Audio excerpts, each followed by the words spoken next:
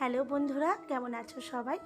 আজ আমি তোমাদের সাথে আমার ভাইফোঁটার ভিডিওটা শেয়ার করতে চলে এসেছি। তো ভাইফোঁটা এবছর যেহেতু দুদিন পড়েছে, তাই আমি প্রথম দিনই ভাইকে ফোঁটা দিয়েছিলাম।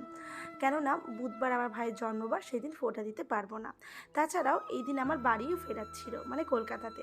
সেজন্য দুপুরবেলা 1:30টা নাগাদ আমি আর কর্তামশাই রেডি হয়ে নিয়েছি, ও বাড়ি ভাইকে ফোঁটা দিতে যাব।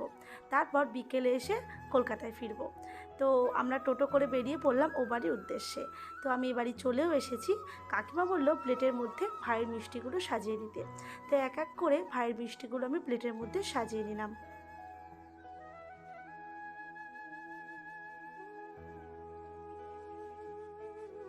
আমার ভাই মিষ্টি খেতে খুব একটা ভালোবাসে না, তবে যখন একটু মন হয় তখন দু একটা খায়।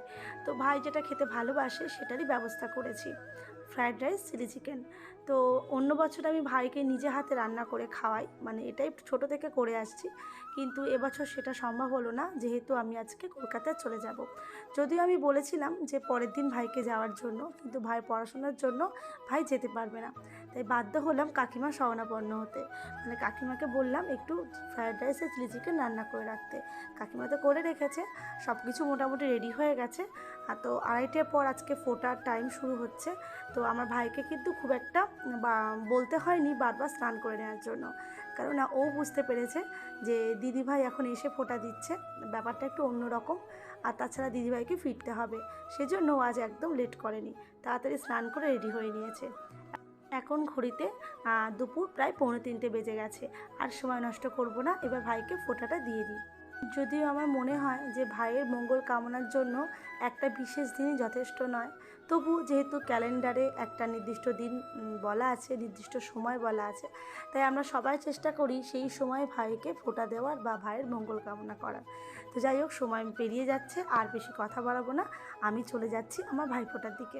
ভাইয়ের কপালে দিলাম ফোঁটা, জমির দুয়ারে পড়লো কাঁটা, যমুনা দেয় জমকে ফোঁটা, আমি দিই আমার ভাইকে ফোঁটা।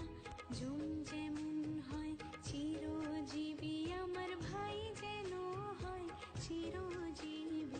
ভাইকে দিলাম ফোঁটা, ভাইকে দিলাম ফোঁটা, ভাইকে দিলাম ফোঁটা, ভাইকে দিলাম ফোঁটা। বাঁধনে 5 প্রদীপে কাজল চন্দনে, শঙ্খধ্বনি উলুধ্বনি দ্বিতীয়া তিথিতে, ভাইয়েরে মঙ্গল কামনায় জমিরি দুয়ারে দিই কাঁটা।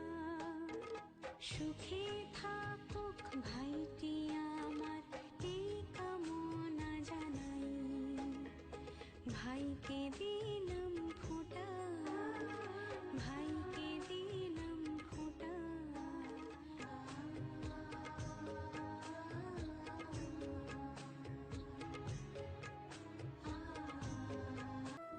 ফোঁটা দেওয়া হয়ে গেছে, গিফট এক্সচেঞ্জও করা হয়ে গেছে। তো এবার আমরা দুপুরবেলা খাওয়া দাওয়া করে নিলাম। দুপুরবেলা খাওয়া দাওয়ার পর একটু রেস্ট নিয়ে আমরা সন্ধ্যে 6:30 নাগাদ স্টেশনে চলে এলাম, 7:15 ট্রেন ধরবো বলে। সত্যি মনটা কেমন একটা লাগছিল, যেহেতু প্রায় 1 সপ্তাহ মতো আমি এখানে ছিলাম, তো আজকে চলে যাচ্ছি, মনটা খুবই খারাপ লাগছে। 1 সপ্তাহ টানা থাকার পর যখন আবার একাকিত্বের জীবনে ফেরত যেতে হয়, তখন খুব খারাপ লাগে।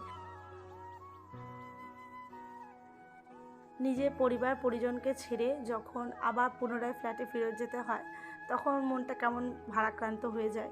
তো বসিরহাট স্টেশন যখন ক্রস করলো, মনটা খুব খারাপ লাগছিল। তো যাই হোক, যেতে তো হবেই। তো আমরা ক্যান্টনমেন্ট স্টেশনে পৌঁছে গেলাম, আর নেমে ঠাকুরের জন্য কিছু ফুল নিয়ে নিলাম, আর দুজনে 2 কাপ চা খেয়ে নিলাম। ফেরার পথে দেখলাম কয়েকটা বিসর্জন হচ্ছে। তারপর ফ্ল্যাটে ফিরে আমার মনটা আনন্দে ভরে গেছিলো, কারণ দেখলাম আমার একটা টবের মধ্যে একটা পাখি 2টো ডিম পেড়েছে। তো আমাকে দেখেই তো সে উড়ে চলে গেল ডিম 2টো রেখে, যদিও সে পরে ফেরত এসেছিলো।